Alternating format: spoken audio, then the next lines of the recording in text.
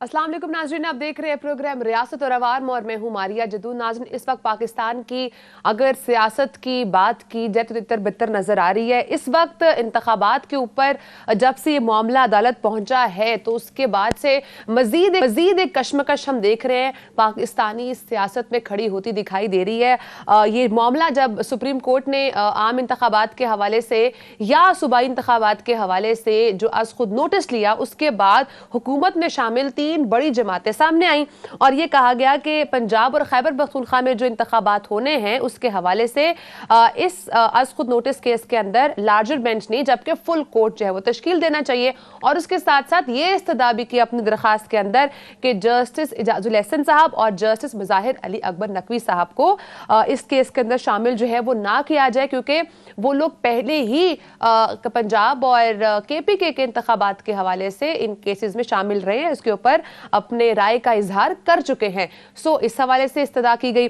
अब इस तमाम मामले के अंदर इलेक्शन का जो आज खुद नोटिस लिया गया था सुप्रीम कोर्ट की तरफ से, उसके ऊपर अब सुप्रीम कोर्ट बार एसोसिएशन में भी कुछ इख्तलाफात सामने आए हैं, वो आपके सामने रखेंगे कि क्या इख्तलाफात सामने आए हैं। लेकिन इस वक्त ट्विटर पर अगर हम देखें तो काफी बड़ी जंग चलती दिखाई दे रही है ऑपोजिशन और हुकूमती रहनुमाओं के दरमियान।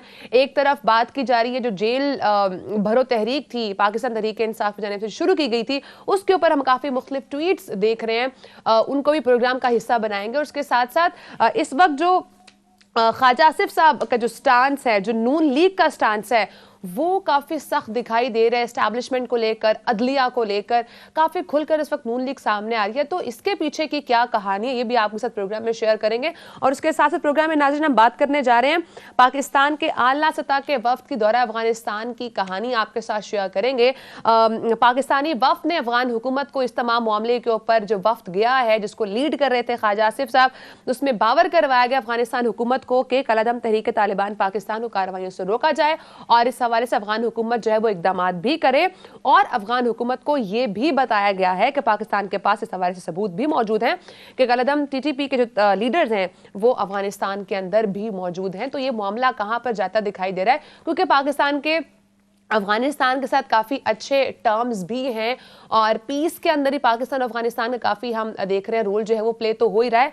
लेकिन इस तमाम मामले के अंदर ये भी कहा जा रहा है कि पाकिस्तान की तरफ से जो एक लीनियंसी है और उसके साथ साथ पाकिस्तान जो अफगानिस्तान के साथ ताल्लुक बढ़ाना चाहता है उनको जो है वो वीक ना समझा जाए, क्योंकि जो भी मुल्क TTP को सपोर्ट करेगा उसके साथ हमारी दोस्ती रखना फिर मुमकिन नहीं होगा, ऐसा भी कहना था बिलावल भुट्टो साहब का। तो इस पर भी बात करेंगे। प्रोग्राम का आगाज करूंगे नाज़रीन, मेरे साथ स्टूडियोज के अंदर मौजूद है सहाफ़ी तजिया अनवर साहब और मुझे स्काइप के थ्रू ज्वाइन कर रहे हैं शमीउर रहमान साहब भी, जो कि साबिक सेक्रेटरी सुप्रीम कोर्ट बार हैं। सर बहुत शुक्रिया, आपने प्रोग्राम को टाइम दिया। सर कहिएगा, आप जानना चाहूंगी इस वक्त इंतखाबात वक्त पर होंगे या नहीं होंगे, उससे और बहुत बड़े सवालात उठना शुरू हो चुके हैं कि जो असम्बली तहलील हुई वो ठीक थी नहीं ठीक थी और बहुत सारी चीजें इसमें हम डेप्थ में देख रहे हैं खुलते जा रही हैं। लेकिन इस तमाम मामले के ऊपर मैं जानना चाहूंगी सुप्रीम कोर्ट बार एसोसिएशन का क्या स्टांस है, वो इस तमाम मामले को कैसे देख रही है? देखिए, जो सुप्रीम कोर्ट बार एसोसिएशन की इस वक्त की बॉडी है वो तो कल वहां पेश होंगे तो पता चलेगा कैसे। लेकिन मैं आपको as a member of the legal fraternity ये बता सकता हूं कि इस सूरत हाल में इलेक्शन की जो 90 डेज की रिक्वायरमेंट थी लॉ की, उसमें तो कोई दूसरी राय नहीं है कि लॉ के अंदर तो 90 डेज ही थे। बिल्कुल। अब इसमें टेक्निकलिटी ये है कि गवर्नर साहब ये कहते हैं कि चूंकि ये मैंने असेंबली डिसॉल्व नहीं की लिहाजा डेट मैंने नहीं देनी, मैंने डेट उस सिलसिले में देनी थी अगर मैंने असेंबली फुल डिसॉल्व की होती। बिल्कुल। अब प्रेसिडेंट साहब ने डेट दे दी ये समझते हुए कि वो फेडरेशन में वो जो फेडरेशन है उसके नुमाइंदे हैं तो उन्होंने ये डेट दे दी। और जबकि जो प्रोविंशियल असेंबली के सारे मामला है वो अपील में है, गवर्नर साहब देखते हैं। तो अब ये जो इलेक्शन है वो टाइम पर होने का तो मेरा ख्याल इम्कानात इसलिए नहीं है कि ये अब कोर्ट हियरिंग में इसमें तमाम पॉलिटिकल पार्टीज को बुला लिया गया है, बेशुमार लोगों ने वहां पर आना है, उनकी हाजिरी होनी है और प्रोसीडिंग्स होनी है। तो जब तक ये प्रोसीडिंग्स फाइनल हो और अल्टीमेटली ये फैसला हो भी जाए, इलेक्शन तो विद इन 90 डेज ही होने थे, तो उस वक्त तक शायद ये मुमकिन भी ना हो कि ये कोर्ट कह सके इलेक्शन कमीशन को कि अब आप 90 डेज में से अगर फर्ज करें उस वक्त तक 30 दिन रह जाएंगे तो 30 दिन में इलेक्शन करवाएं। तो मेरा ख्याल है ये जो आपका सवाल है इलेक्शन टाइम पर जो 90 डेज का टाइम है उसमें तो शायद मुमकिन नहीं होंगे। कोई मैकेनिज्म नया ड्राइव करना पड़ेगा सुप्रीम कोर्ट को, और आइंदा के लिए कोई ऐसी जजमेंट दे देंगे वो कि अगर आइंदा इस तरह की सूरत हाल हो तो उसमें क्या मौकफ होगा और क्या लॉ कहता है या क्या आइन कहता है। तो इस वक्त, और ये जो दूसरी आपने एक और आपने जिस तरह कहा, अब जब सुप्रीम कोर्ट के अपने जज साहिबान ने ये कहा कि हम ये क्यों ना देखें कि ये असेंबली जो है इसको डिसॉल्व जो किया गया है उस अमल को भी देखना पड़ेगा कि अगर लोगों ने 5 साल का मैंडेट दिया था तो वो क्या रीजंस थी जिनकी बुनियाद पर इसको डिसॉल्व किया गया है। तो ये एक नई बात है, चूंकि हम तो ये समझते हैं कि जब असेंबली के जो मामलात हैं, ये असेंबली ही एक पार्लियामेंट जो है ये बुनियादी तौर पर एक ऐसा इदारा है जो कि सबसे ऊपर इदारा है, क्योंकि आइन भी ये बनाता है और आइन की तशरीह जो है वो कोर्ट्स ने करनी होती है। और अगर आप सुप्रीम कोर्ट ये कहेगी कि कल को कोई भी जो प्रोसीडिंग्स हैं जो पार्लियामेंटेरियंस ने करनी है, जो इनको इख्तियार कॉन्स्टिट्यूशन ने दिया है, वो आके एक्सप्लेन करें और उसकी रीजंस दें, तो मेरा ख्याल है वो जो एक इंस्टीट्यूशन का की इंडिपेंडेंस है वो शायद मेरा ख्याल है उस पर एक हरफ आएगा और एक बहुत बड़ा सवाल होगा कि किस तरह से इस सवाल का जवाब सुप्रीम कोर्ट देगी। ठीक है, लेकिन इसी मामले के ऊपर सर ये चीज़ भी हमने देखी कि चीफ जस्टिस साहब ने कैटेगोरिकली कहा कि इंतखाबात अपने वक्त पर ही होंगे, 90 रोज के अंदर ही होंगे। लेकिन फिर ये बात भी कहीं ना कहीं सुप्रीम कोर्ट में कल हुई कि अगर कोई ऐसी सूरत हाल हो जाती है, कोई इमरजेंसी की सूरत हाल होती है, तो फिर इंतखाबात डिले भी हो सकते हैं। और फिर ये भी इजहार किया गया कि तमाम मामलात जो है वो पार्लियामेंट के अंदर हल होने वाले हैं, ये वहीं पर हल किए जाएं। तो ये मुख्तलिफ सिचुएशंस हैं जो डिस्कस हुई हैं। आप समझते हैं कि सुप्रीम कोर्ट ये तमाम जो इश्यूज डिस्कस हो रही है इसमें ऑब्वियसली आइन के मुताबिक तशरीह तो की जाएगी, लेकिन जो असेंबली के बहाली के ऊपर जो बात थी वो फिर कहां पर जाएगी? क्या वो दोबारा से बहाल हो सकती है, नहीं हो सकती अगर सुप्रीम कोर्ट इसमें ऑर्डर देता है? और इसके साथ साथ पैरेलल में अगर ये प्रोसीडिंग्स मजीद आगे चलती हैं फिर तो हम अगले आने वाले दिनों, जैसे आपने कहा कि 90 रोज के अंदर इंतखाबात मुमकिन नहीं है, तो फिर इस केस में फिर क्या होगा? क्योंकि आइन तो कहता है कि 90 रोज में इंतखाबात होने चाहिए, फिर नेक्स्ट क्या स्टेप होगा? जी देखिए, अगर तो ये जिस तरह की आपने फरमाया, इसमें ये जो मुख्तलिफ सिचुएशन है इन सबको का एनालिसिस करेगी सुप्रीम कोर्ट और उसके बाद ही किसी फैसले पर पहुंचेगी।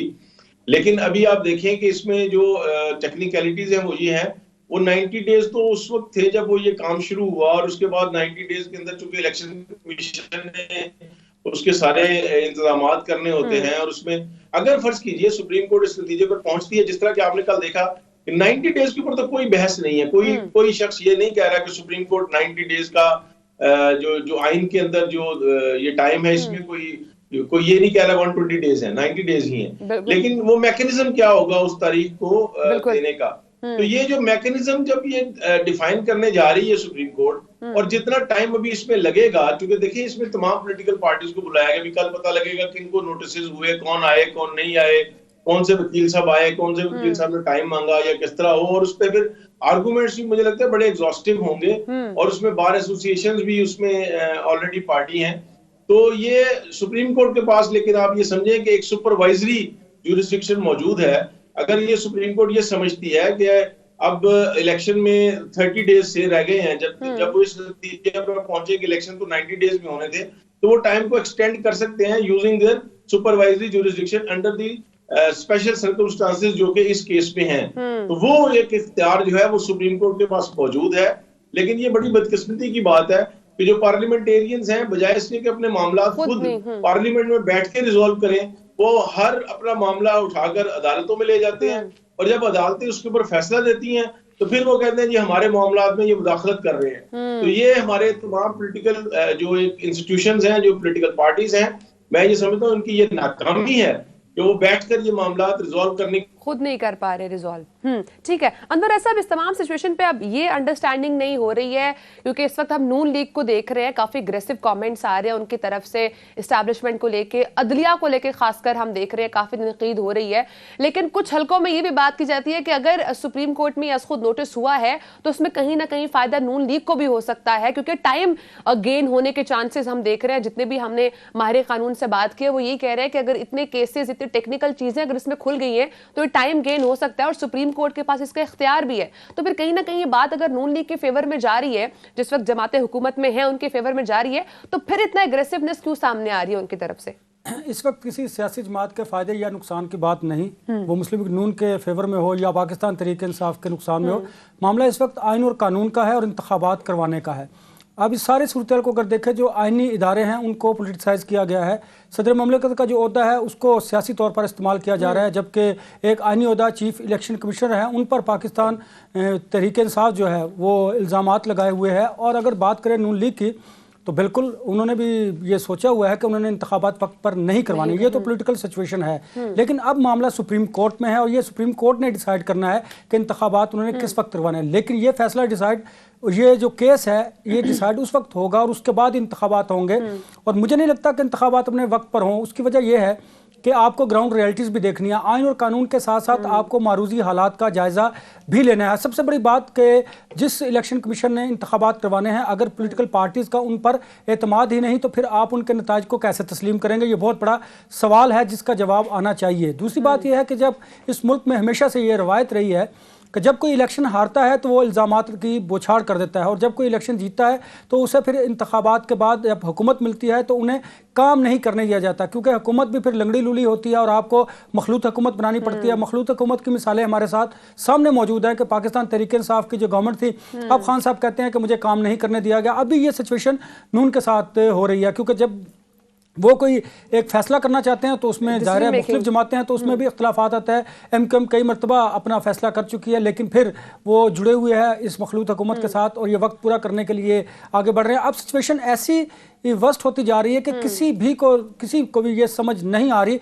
कि हमने करना क्या और मुल्क को आगे कैसे लेकर बढ़ना है। दहशतगर्दी जो है वो बिल्कुल सर उठाए हुए है और इस हवाले से आपने देखा कि एपेक्स कमेटी का इजलास भी हुआ है जिसमें सख्त फैसले भी किए गए हैं कि दहशतगर्दों से मुज़ाकरात नहीं करने बल्कि अब उनका सर कुचलना है और उसके लिए एक प्लानिंग की जाएगी। ज़ाहिर उस प्लानिंग के लिए आपको वक्त चाहिए, पॉलिटिकल विल चाहिए और आपको सिक्योरिटी इदारों को मजबूत करना है। और अगर आपने इंतखाबात करवाने हैं तो फिर आपको इलेक्शन कमीशन को भी मजबूत करना है, और अगर आपने इंतखाबात वक्त पर करवाने हैं या वक्त के बाद करवाने हैं तो फिर अब जो सुप्रीम कोर्ट में केस ज़ेर समाअत है आपको उसके फैसले का इंतजार करना होगा। ठीक है, यानी कि इस तमाम सिचुएशन के अंदर अभी पॉलिटिकल पार्टीज को एक पेज पर आने की बहुत ज्यादा जरूरत है। शमीम साहब, आपकी तरफ दोबारा से थोड़ा सा लीगल पॉइंट ऑफ व्यू जानना चाहूंगी। इस वक्त जो हुकूमत में 3 बड़ी जमातें हैं, अगर हम बात करें उनकी, तो वो ये कह रही हैं कि इस तमाम मामले के अंदर फुल कोर्ट जो है वो तश्कील देना चाहिए है और फिर उसके बाद जो मेन 2 जजेस हैं उनको भी जो है वो इस कोर्ट इस बेंच के अंदर शामिल ना किया जाना चाहिए, जिसमें वो जस्टिस इजाजुल एहसन साहब का नाम ले रहे हैं और प्लस जस्टिस मजहर अली अकबर नकवी साहब का भी नाम ले रहे हैं, क्योंकि वो ये कहते हैं कि उसके ऊपर इनका ऑलरेडी अपना जो राय है वो सामने आ चुकी है कि जो केपी की और पंजाब में इंतखाबात होने हैं। सर, आप क्या समझते हैं, ये जो इस्तदा की गई है तीनों बड़ी जमातों की जानिब से, आप इसको दुरुस्त समझते हैं? आप समझते हैं कि ये होना चाहिए और फिर ये किसके इख्तियार में है कि फुल कोर्ट बनेगा नहीं बनेगा? ये इसके हवाले से थोड़ा सा गाइड कीजिएगा। देखिए, जहां तक फुल कोर्ट बनाना, ये जो कॉन्स्टिट्यूशन ऑफ बेंचेस की बात है और फिक्सेशन ऑफ केसेस की बात है, आज तक का जो कानून है उसके मुताबिक तो ये सिर्फ चीफ जस्टिस का इख्तियार है। वो बेशक अगर प्रोविंशियल हाई कोर्ट्स हैं तो वहां के चीफ जस्टिस का इख्तियार है, अगर ये सुप्रीम कोर्ट है तो फिर सुप्रीम कोर्ट की चीफ जस्टिस का इख्तियार है। लेकिन ये सारी कहने के बाद मैं ये आपसे अर्ज करूं, बार एसोसिएशन का बड़े सालों से ये स्टांस है कि ये जो इख्तियार है इसको इस तरह से एक शख्स के पास मुर्तकिज नहीं होना चाहिए, बल्कि इसके कुछ रूल्स बनने चाहिए। इसका कोई या कोई 3 या 4 या 5 जजेस की कमेटी बने जो कि इसको करे, ताकि ये जो एक चीफ जस्टिस साहब के पास सारे इख्तियारात होते हैं बेंच बनाने के, और उसके बाद जब एतराजात उठते हैं मुख्तलिफ लोगों की तरफ से और उसकी वजह से अंडरमाइन होती है क्रेडिबिलिटी सुप्रीम कोर्ट की, और हमें एज लीगल फ्रेटर्निटी और as members of the bar हमें तकलीफ होती है इस बात की अगर हमारी सुप्रीम कोर्ट की किसी भी तरह से क्रेडिबिलिटी कॉम्प्रोमाइज हो या लोग उस पर कोई बात करें। लिहाजा हमारा ये हमेशा से मौकफ रहा है कि ये जो कॉन्स्टिट्यूशन ऑफ बेंचेस का, जो कि डेफिनेटली आज तक के कानून के मुताबिक इख्तियार सिर्फ चीफ जस्टिस साहब का है, लेकिन अगर इस इख्तियार को कुछ लोगों तक, इसको एक से ज्यादा जजेस तक लेकर जाया जाए तो और इसके रूल्स बना दिए जाए तो फिर बार जो है समझती है कि वो ज्यादा इफेक्टिवली और अच्छे तरीके से इसका इस्तेमाल किया जा सके। ठीक हो गया सर, बहुत शुक्रिया, आपने प्रोग्राम को टाइम दिया। नाज़रीन हमारे साथ मौजूद Thank you very थे much. साबिक सेकंड कोर्ट बायर शमीउर रहमान मलिक साहब। ब्रेक का वक्त है नाज़रीन, ब्रेक के बाद आपके साथ डिस्कस करेंगे जो पाकिस्तान का आला सतह का वफ्द अफगानिस्तान में मौजूद रहा, मुख्तलिफ इशूज़ पर बात हुई, किन किन हवालों से बात हुई, ब्रेक के बाद आपके सामने रखेंगे, साथ ही रहेगा। वेलकम बैक नाज़रीन, इस प्रोग्राम के सिलसिले में बात करने जा रहे हैं पाकिस्तान के आला सतह के वफ्द ने जो दौरा अफगानिस्तान किया था, उस हवाले से इस वफ्द की क़यादत पाकिस्तान के वज़ीर दिफ़ा ख्वाजा आसिफ साहब ने की थी और इस वफ्द ने मुख्तलिफ चीज़ों के बारे में जो है वो डिस्कशन की अफगान हुकूमत के साथ, और मेजरली इसमें जो मेन पॉइंट था जिसके ऊपर डिस्कशन की गई पाकिस्तानी वफ्द की जानिब से वो यही था कि पाकिस्तान तहरीक तालिबान पाकिस्तान को कार्रवाइयों से पाकिस्तान की की जा रही से रोका जाए। इन तमाम इशूज़ के ऊपर हम डिटेल में बात करेंगे। हमारे साथ मौजूद हैं साबिक सफीर आसिफ दुरानी साहब। सर बहुत शुक्रिया आपने प्रोग्राम को टाइम दिया। सर कहिएगा एक तो ये दौरा कितना इम्पॉर्टेंट है, क्योंकि इस वक्त जो पाकिस्तान के अंदर लॉ एंड ऑर्डर की सिचुएशन है वो हम देख रहे हैं दिन ब दिन काफ़ी वर्स्ट होती जा रही है और इस हवाले से हमें कोई ना कोई एक्शन जो है वो लेना पड़ेगा। और जैसे अब एपेक्स कमेटी के अंदर डिसाइड भी हुआ है कि अब लीनियंट जो है वो पाकिस्तानी हुकूमत जो है वो नहीं चलेगी, पाकिस्तान की फोर्सेस भी जो है स्ट्रिक्ट एक्शन लेंगी। तो ये दौरा आप मुझे बताइएगा कितना इंपॉर्टेंट रहा है इन तमाम सिचुएशंस को अगर हम माइंड में रखें तो? देखिए, तमाम दौरे जो हैं आम होते हैं और उनकी अहमियत जो है वो ज़मान और मकान के हिसाब से तय होती है। अभी जैसे आपने फरमाया कि वो टीटीपी की जो एक्टिविटीज़ हैं उसकी तनाजुर में अगर आप देखें तो और डिफेंस मिनिस्टर का वहाँ विजिट करना, उसके साथ PGI-SI का उनके साथ होना, फिर गाज़र सादिक जो हैं जो अपॉइंटमेंट हैं उसके अफगानिस्तान के वो भी वहाँ पे थे, सेक्रेटरी भी उनके साथ थे। जाहिर है इसका आप समझ सकते हैं कि इसकी जो है सिक्योरिटी एस्पेक्ट्स, इसके डिफेंस एस्पेक्ट्स, इसके पॉलिटिकल एस्पेक्ट्स, ये तमाम एस्पेक्ट्स जो हैं वो मद्देनजर थे। और उसमें तालिबान की तरफ से जो है वो अगर उनके बयानिए को आप देखते हैं तो वो उनका मतम नज़र है कि जी चमन और तोरखम पे जो है वो आप बॉर्डर पोस्ट को जो है वो आना जाना आसान करें, वीज़ा आसान करें, मरीजों की जो है वो उनके लिए वीज़ा दें, उनके रिश्तेदारों को वीज़ा दें।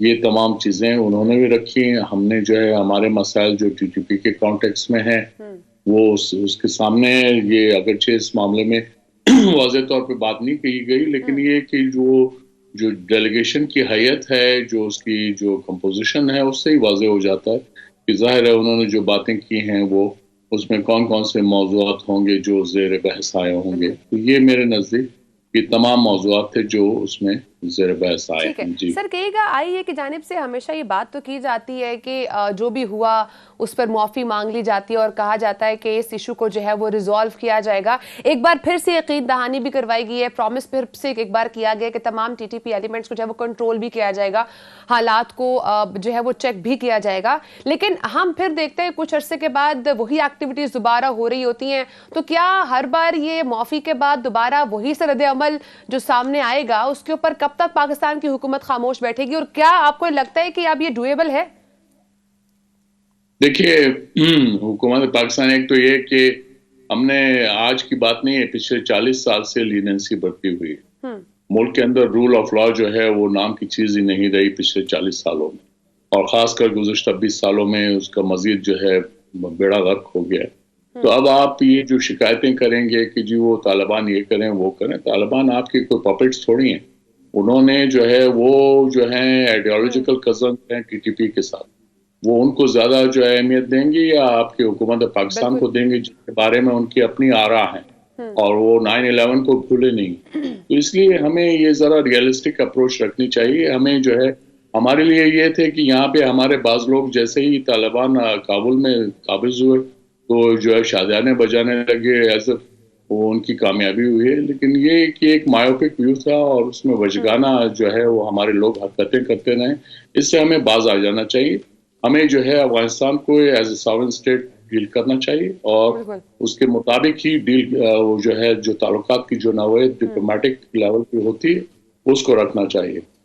इसमें जज्बाती होने की जरूरत नहीं है, और अपने सबसे अहम बात है रूल ऑफ लॉ को मेंटेन करना चाहिए हर सूरत में, और उसमें किसी किस्म की लीनेंसी नहीं होनी चाहिए। जी ठीक है। और इसके साथ ही सर छोटा मोटा जब भी कोई प्रॉब्लम होता है पाकिस्तान अफगानिस्तान के दरमियान, तो हम देखते हैं हमेशा बॉर्डर क्रॉसिंग जो है वो बंद भी कर दी जाती है, लेकिन इसका हम कोई लॉन्ग टर्म सोल्यूशन नहीं देखते हैं। अब जो ये कुछ लोग लीगली भी क्रॉस कर रहे होते हैं तो उनको भी फैसिलिटेट नहीं किया जाता। तो in terms of human law अगर मैं बात करूं तो आप इस तमाम इशू को कैसे देख रहे हैं कि क्या यही इसका सोल्यूशन है कि जब भी कुछ हो तो कुछ वक्त के लिए बॉर्डर क्रॉसिंग बंद कर दी जाए, आफ्टर सम टाइम कोई नेगोशिएशन होती है, कोई बातचीत होती है, फिर खोल दिया जाए आफ्टर सम टाइम, यही प्रोसेस इन रिपीट लगा रहे? जी, ये क्रूड मेथड है, दोनों साइड पे है। हमारे साइड पे भी क्रूड किस्म के लोग हैं, वो जो ऑफिशियल्स जो बॉर्डर पोस्ट पे तैनात होते हैं, उनमें जो है वो जो स्टेट की जो कावानीन हैं उनके उनको जो है इदराक ना होने के बराबर है। इसी तरह अफगानिस्तान साइड पे भी क्रूड किस्म के लोग हैं, उनसे आप ये तवक्को नहीं रख सकते। उसमें जो खड़ा है, जो क्लाशनकोव लेके खड़ा है, बस वो अपने आप को ला समझता है, आप क्रॉस नहीं कर सकते हैं। तो इसलिए वो जो जिसका आप लॉजिकल आर्गुमेंट की बात है, वो बॉर्डर पे यानी ना होने के बराबर है। और जरूरत इस बात की है कि बॉर्डर पे दोनों साइड पे तालीम दी जाए जो ऑफिशियल्स हैं उनको कि किस तरह से बिहेव करना है। और इस बात की बहुत कमी है। मैं भी वहाँ अफगानिस्तान में रहा हूँ 2005 से 9 तक। ये चीज जो है बहुत शिद्दत से महसूस की जाती थी, और ये आज की बात नहीं है, तालिबान से ये मामला नहीं शुरू हुआ, कि शुरू से ही ये बात वहां पे रही है। बॉर्डर अक्सर बंद हो जाते थे, फिर खुल जाते थे। ये एक बूंदा सिलसिला चला है और चला आ रहा है। वजह यह है कि दोनों तरफ जो है हमारे जहालत भरपूर तरीके से मौजूद है, और उसका जब तक लोगों को इस बात का एहसास नहीं होगा कि ये आप जो ममलकतें हैं उनके तौर तरीके कुछ और होते हैं और जाहिलाना तरीके कुछ और होते हैं, तो लिहाजा ये आपको लोगों को बहरहाल एक लॉन्ग हॉल है, आपको बड़े तको-दौ करनी पड़ेगी, लोगों को समझाना पड़ेगा, तालीम तरबियत देनी पड़ेगी, तब कहीं जाके कुछ इम्कानात हैं कि मैं और आप जो है एक सिविलाइज्ड गुफ्तगू कर सकेंगे कि अफगानिस्तान और पाकिस्तान के दरमियान बॉर्डर पे कैसा होना चाहिए। ठीक है, पॉइंट टेकन। लेकिन इसके साथ साथ एक और अहम इशू जो हम पाकिस्तान अफगानिस्तान के दरमियान देखते हैं, ब्लूमबर्ग की रिपोर्ट के मुताबिक पाकिस्तान से यौमिया $50 लाख अफगानिस्तान जो है वो स्मगल भी हो रहे हैं। उसके साथ साथ पाकिस्तान से डॉलर की अफगानिस्तान स्मगलिंग तालिबान हुकूमत की लाइफ लाइन है, ये स्टेटमेंट दी गई ब्लूमबर्ग की जानिब से। इस सिचुएशन को पाकिस्तान की हुकूमत कैसे देख रही है, कैसे टैकल करेगी? क्योंकि अगर मैं डॉलर के रेट की बात करूं तो अफगानिस्तान के अंदर कहा जाता है कि इस वक्त वर्स्ट सिचुएशन है, लेकिन उस सिचुएशन के बावजूद डॉलर की जो कीमत है अफगानिस्तान में वो तकरीबन लगभग 90 रुपए है। अगर पाकिस्तान में बात करें तो 60 रुपए का डॉलर है। तो ये इट्स अ ह्यूज डिफरेंस जो कि हम देख रहे हैं डॉलर रेट में और इकोनॉमिक सिचुएशन में भी, जबकि पाकिस्तान के हालात एज कम्पेयर टू अफगानिस्तान बहुत स्टेबल है। इस सिचुएशन को किस तरह से देख रही है पाकिस्तान की हुकूमत? देखिए, ये इसके लिए ब्लूमबर्ग की जाने की जरूरत नहीं है, बहुत वाज़ेह। ये जो कराची से पेशावर जब ये डॉलर जो है जहाज में कैश की सूरत में ट्रैवल करता है, इसमें वो सिक्योरिटी जो है वो एजेंसीज जो साथ होती हैं वो ट्रैवल कर रही होती हैं। सिक्योरिटी एजेंसी से मतलब गवर्नमेंट की नहीं है, जो इस ट्रांजैक्शन को प्रोटेक्शन देती है। तो उसमें ये और पाकिस्तान से डॉलर का अफगानिस्तान जाने का मतलब क्या है? अफगानिस्तान के अंदर एक हमेशा से पिछले कम से कम 40 सालों से वो नार्को स्टेट रही है। वहां पे नार्कोटिक्स का पैसा भी आता है। उसके बाद जो पाकिस्तान का ब्लैक मनी भी है वो अफगानिस्तान के रास्ते दुबई जाता है। तो वो भी हकायक अपनी जगह मौजूद हैं। तो हमारे यहाँ जो है वो लोग जिसको आप एलीट कैप्चर करते हैं कहते हैं, उसमें वो लोग पूरी तरह इन्वॉल्व हैं, और हम सब जानते हैं कि कौन लोग इन्वॉल्व हैं। तो सिर्फ ये है कि उन पे हाथ डालने की जरूरत है। कोई हाथ नहीं डालेगा क्योंकि हर कोई इस हमाम में जो है नंगे है। ठीक है, लेकिन सर इस तमाम सिचुएशन में जब भी कुछ होता है तो दहशतगर्दी पाकिस्तान में बढ़ती है, खमियाजा पाकिस्तान को भुगतना पड़ता है। आलमी बरादरी इस तमाम सिचुएशन में क्या कर रही है? इस हवाले से बिलावल भुट्टो साहब ने तो अफगानिस्तान से दहशतगर्दी पाकिस्तान में फैलेगी उस हवाले से आलमी बरादरी को आगाह तो किया है। पाकिस्तान बार बार इस पर बात तो कर रहा है, लेकिन इंटरनेशनल लेवल से इस तमाम सिचुएशन के ऊपर कोई हम रद्द-ए-अमल नहीं देख रहे, कोई उनकी तरफ से कोई एफर्ट्स नहीं नजर आ रही। मारिया, इंटरनेशनल कम्युनिटी खुद आके तो दहशतगर्दी को कंट्रोल नहीं करेगी, वो तो आपने कंट्रोल करना है, क्योंकि वो हमारे खत्ते पे एग्जिस्ट करती है। तो इसलिए हमें बजाय इधर उधर देखने के ये तमाम इकदाम खुद करने पड़ेंगे। और इसमें रूल ऑफ लॉ, मैं फिर इसके तकरार करूंगा, आपको रूल ऑफ लॉ हर सूरत में एस्टेब्लिश करना है, आपको पसंद हो या ना हो। लेकिन ओवरऑल सिचुएशन अगर हम देखें तो पाकिस्तान हमेशा नेगोशिएशंस पर आता है, बट अल्टीमेटली हमारी तरफ से टर्म्स एंड कंडीशंस पूरी की जाती है, बट सामने वाली पार्टी से फिर नहीं की जाती है। बात यह कि आप इस खत्ते में हैं, इसलिए आपका वजूद है, आपके ज्योग्राफी की वजह से आप उसके विक्टिम हैं। और अफगानिस्तान में तो आपने नहीं कहा था सोवियत यूनियन से कि तशरीफ ले आए अफगानिस्तान, आपने ना अफगान मुजाहिदीन से या मुहाजिर से कहा था कि आप तशरीफ लाएं पाकिस्तान में। आपके मुल्क में 4 मिलियन के करीब जो है रिफ्यूजी था। अभी भी ये तालिबान के इक़्तिदार में आने के बाद तकरीबन 4 लाख जो है वो अफगान पाकिस्तान में आ चुके हैं। बात यह है कि हमने अपना रूल ऑफ लॉ खुद इरोड किया है, इसके लिए हमारे सब लोग इन्वॉल्व हैं, सारे के सारे इन्वॉल्व, और इसके अंदर लोगों ने अपने जो है they have minted money। मैं माफी चाहता हूँ, मुझे ये अल्फाज इस्तेमाल नहीं करने चाहिए, लेकिन मैंने काबुल में भी सर्व किया है, मैंने ईरान में भी सर्व किया है, इंडिया में भी सर्व किया है, मैंने दुबई में सफीर रहा हूँ। तो इनकी मनी ट्रेल जब आप देखेंगे, हमारे जो करप्ट लोग हैं उनका money trail via Afghanistan, via Dubai, ये उधर जाता है। और इसमें इस क्राइसिस के जरिए लोगों ने बहुत ही ज्यादा अपने आप को अमीर बनाया है। अगर इस बात पे अभी तक कोई बहस नहीं कर रहा तो मुझे नहीं पता। ठीक है, लेकिन सर इस तमाम मामले के ऊपर अगर मैं आपसे as per your expertise, because आपको एक्सपीरियंस है, तो क्या सोल्यूशन समझते हैं? ठीक है, ये बात तो आपने जो भी की उस पर 110% एग्री करती हूँ कि लॉ एंड ऑर्डर की सिचुएशन को हमें खुद देखना पड़ेगा, नो टॉलरेंस पॉलिसी होनी चाहिए। लेकिन अदर देन दैट, अगर हम नेगोशिएशन की बात करें, टेबल टॉक की बात करें, तो क्या इसमें इस प्रॉब्लम का सोल्यूशन नहीं निकल सकता? बिल्कुल निकल सकता है, इसीलिए मैं फिर तकरार करूंगा rule of law. Rule of law जो है वो तालिबान के लिए भी उतना ही है। जी हाँ, उनको भी आप जो है जब आंखों में आंखें डाल के फरमाएंगे कि अब नहीं है तो वो समझ जाएंगे, वो ताकत की जबान वो समझते हैं, ऐसा नहीं है।